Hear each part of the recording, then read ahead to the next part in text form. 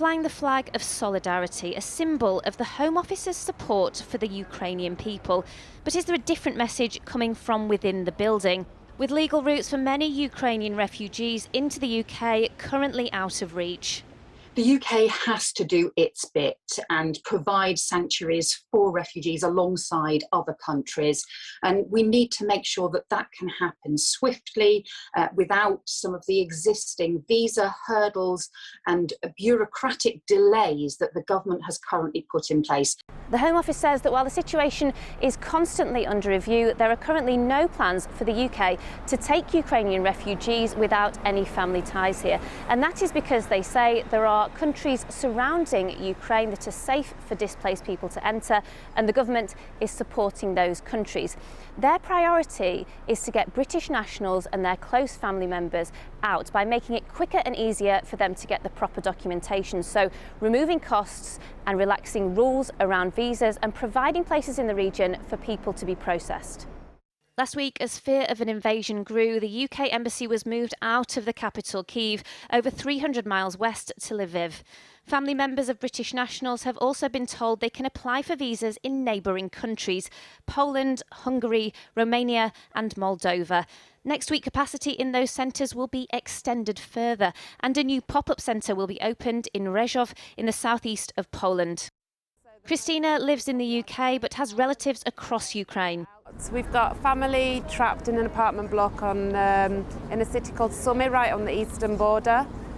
There's no way of them even leaving that apartment, never mind the city. So it's all very well talking about paperwork and bureaucracy and cutting red tape, but people can't leave, then they're still stuck anyway. For people who can get out, it's the surrounding countries who will provide the first sanctuary, with Poland expecting 1 million people. But other countries have already stepped up, with Ireland yesterday saying it will take those who have no existing ties to the country. Lord Dubs, who entered Britain on kinder transport in 1938, warns that planned changes to immigration laws are about to make things even tougher for those fleeing war. Ireland and Portugal have already also said they'll take Ukrainians, and from the British government, nothing but silence. And indeed, if you look at the legislation that's coming forward, the Nationality and Borders Bill, unless they change that, it'll be impossible for a Ukrainian to get asylum in this country. The Home Office insists it is standing shoulder to shoulder with Ukraine by providing a helpline for family members of British nationals trying to get out and extending visas for those currently in the UK.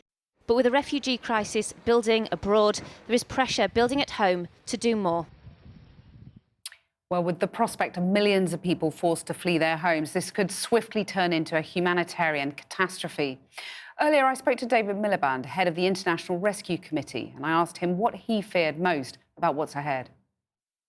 Our fear, based on the 3 weeks of work that we've been doing with a team in Poland, is obviously of mass displacement as well as mass casualties. We've got well-founded reports of indiscriminate bombing in civilian areas, of missile strikes on hospitals, and also the UN saying that more than 200,000 people are on the move inside the country, and at least 50,000, I think, have crossed borders into Moldova and Poland.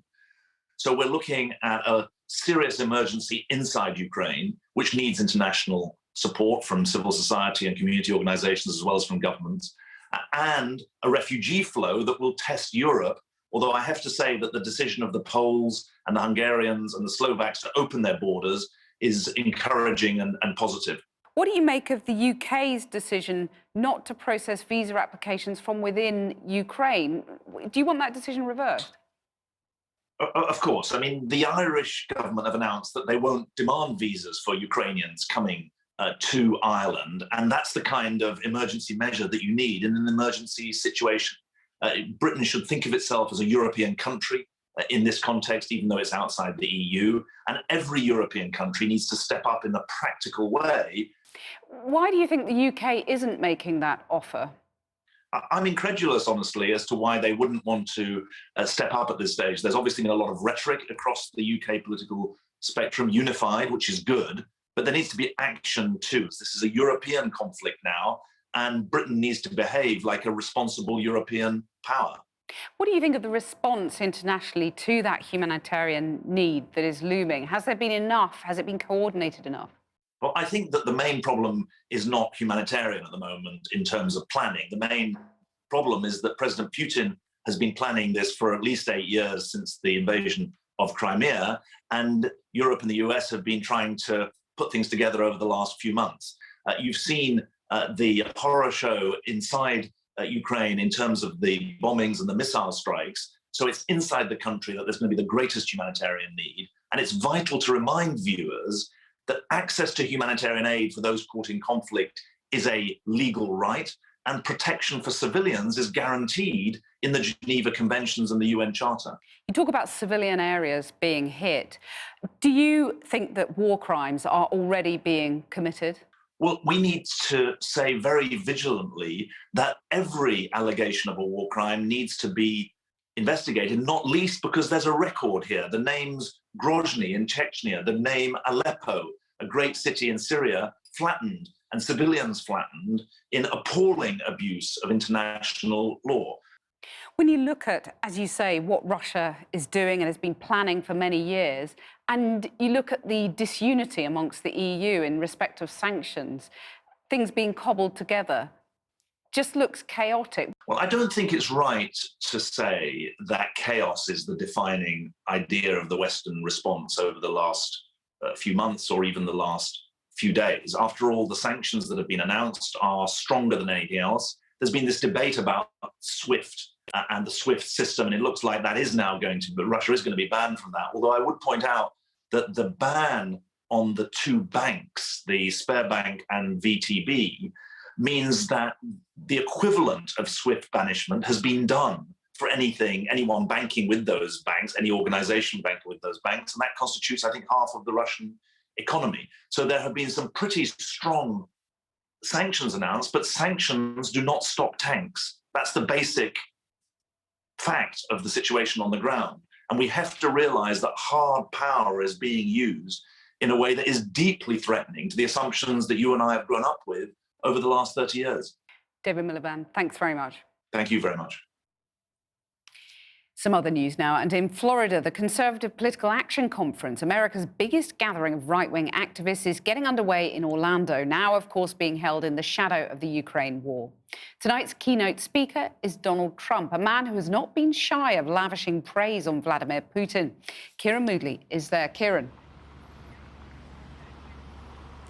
Well, Kathy, CPAC is this Conservative conference that first began in 1974, and Ronald Reagan gave the first address. And what a difference 50 years makes, from a man who stood up to Russia and asked them to tear down a wall to a man who loves building walls and who this week said Vladimir Putin was a genius and this invasion was pretty savvy. Now, Donald Trump is speaking this evening, but not all Republicans agree with his words. I just spoke to the Republican Senator Rick Scott from Florida, and he said he condemned Vladimir Putin. But when I did ask him about those words from Donald Trump about Vladimir Putin, he deflected. He said Biden was the weak man and that this invasion would not have happened if Donald Trump was still president.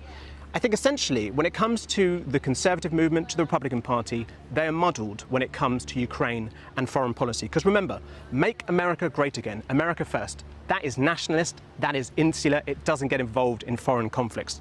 On the other hand, the Republican Party historically has stood for freedom and stood up to communist Russia, just like their hero Ronald Reagan. Regarding the current president, Joe Biden, he is in Delaware this weekend. He is speaking regularly to Volodymyr Zelensky, and he is committing more financial aid to Ukraine. But coming back to here to Florida to CPAC, when you go in there and you see the speeches and you look at the meetings, Ukraine is not really registering. They're more focused on mask mandates, on COVID restrictions, the Democrats. And so this is a movement very much focused on America and culture wars, not a foreign war where Ukrainians are calling on America to stand up. Kieran in Orlando, thanks very much. After the break, protests across Europe and here in the UK in support of Ukraine, and their homes became a war zone. We speak to one Ukrainian woman here who's desperately trying to get her sister and her 2 children to safety.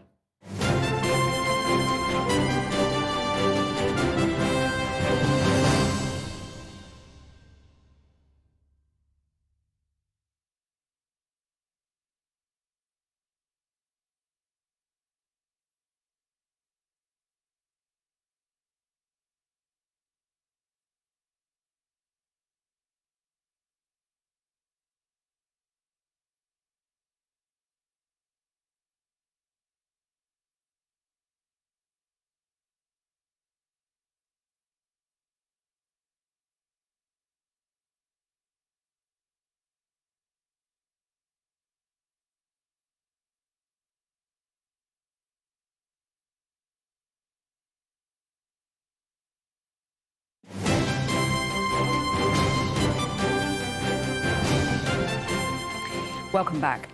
Across the world, people have been rallying in support of Ukraine, including here in the UK, with hundreds gathering outside Downing Street for the second day running, condemning Vladimir Putin and calling for more action by the West. Crowds also gathered in central Manchester for a Stand with Ukraine rally.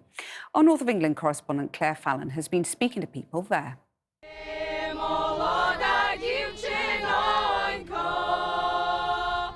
They sing of home and of hope, even though many here say things feel hopeless right now.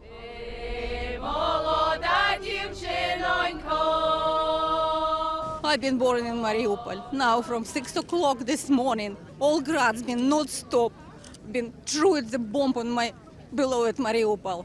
Half of my family there, all my cousins, my nieces, my friends there, and they're sitting here in the Mariupol on the ground. Stop Putin! Stop the war! Protesting against the war waged in Ukraine by Putin's Russia, while also calling for the UK and European leaders to do more. As the crowd grew, there looked to be thousands in Manchester. And in London, they gathered again today at Downing Street, while at another protest, eggs were thrown at the Russian embassy building. Most, though, made their demands with words. And especially being Russian, knowing that it's my country that I don't want to represent anymore, because I don't want to be saying to people I'm Russian, I'm sorry for the government that is doing this. Well, I'm from Ukraine and I've got mum in Sumy, and there is a massive battle in Sumy for 2 days. A mum, she's alone. We lost our dad 2 months ago and we left her alone. She's in shelter for 2 days now. We're just thinking about them and we check phone whether she's online or not, whether she's able to tell us what's going on and if she's alive, because you can see that they destroy buildings.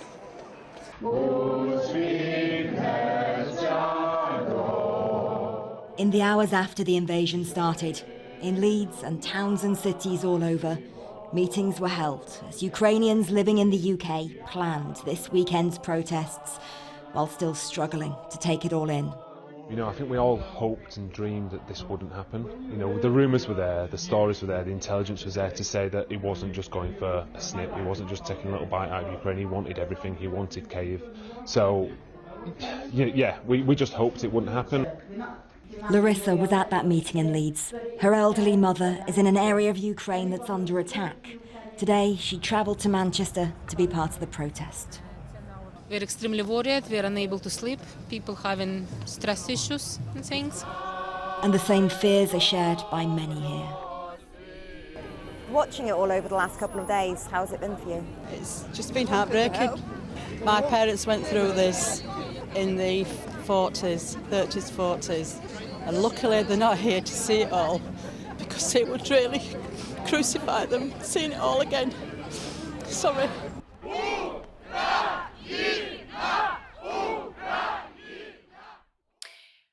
Well, there are many Ukrainians living here who are desperate to help their relatives back home reach some kind of safety. Jane Deeth has been speaking to one woman whose sister and her 2 children have taken to the road for safety and are still trying to get out of Ukraine. Stand with Ukraine! Stand with Ukraine! Olena Nizalova outside Downing Street this afternoon. Protesting is all she can do from here. She's powerless to help her sister Olha, who's stuck in Ukraine trying to escape into Poland. Olena got through to her today on the road to the border for a second attempt. Last time she and her sons were turned away. So it's the view of our Ukraine. Do you see how many cars here? It's just her and her boys, Dmytro, 6 and 8-year-old Borden, making this journey into the unknown. They fled their home near Crimea for a place belonging to friends of friends a few hours from the Polish border.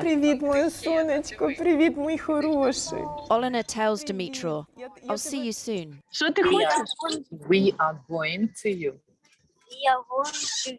Olena has to just wait and see if her family makes it out. I hope that she has strength to cross the border. I hope that she will be allowed through, but you know, nothing is certain. Speaking to her today, how did she look? How did she seem to you? Is she okay? I think she does feel relieved, but also I think she has to show, to children to be courageous and not, in despair. Children got scared. They were asking her, like last night, they were afraid to go to sleep because they were asking, Mom, are we gonna be bombed? And then they were telling if I could pick them up, if they can go to me, because they don't have anyone else. Olena was with her sister and the boys in Ukraine last week. When they realised war was coming, only she could get a flight out. We got really, really worried, and so we woke her up at night and we said, like, okay, let's discuss. Can you go to Poland? I told her, please, please, please, just take, for 1-2 days, just get there. We'll organize something. It's okay, just leave. It must have been hard for you to leave Ukraine and not be able to bring your sister and her children with you. I don't know even how to explain this. She's 10 years younger, so I'm actually struggling with this. Like, my feelings towards her are somewhere in between the mother and the sister, because I always wanted to have someone in my life. And when she was born, I was already 10, and that was like my baby. Tonight, Olena's baby sister and her 2 babies are walking towards a foreign country, pulling their suitcases behind them. Hello. Hello. Ola says they've got about 5 kilometres to go to reach the border. Our hands are cold, she says, because we've lost our gloves.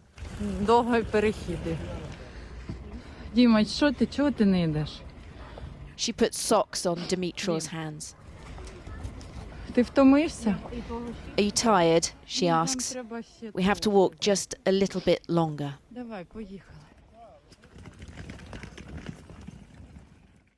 Jane Deeth there.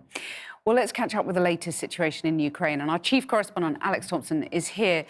Alex, there have been some developments while we've been on air. Certainly have, Cathy. Lots to get through. Crumb of comfort, AP reporting that the Ukrainian president has welcomed an offer from Turkey and Azerbaijan for peace talks. That's as far as it goes. On the arms, well, the Americans offering $350 million of arms. You were talking about the German contribution, always queasy for them, but it is changing. At least 1,000 RPGs, 500 Stinger missiles, the Netherlands putting in 200.